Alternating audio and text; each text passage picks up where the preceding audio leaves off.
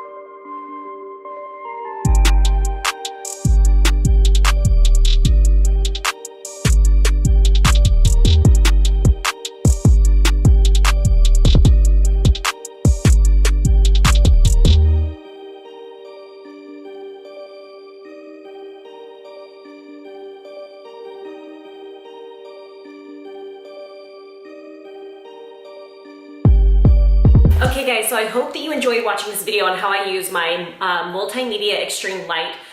There are a few other features that I wanted to talk to you guys about. So what's really cool is you kind of saw in the video that there is a warm setting, a cool setting, and then an in-between. And then there's also different levels of how bright you want the light and how dim you want the light. So with these memory options, you set your light to the brightness or the dullness that you want.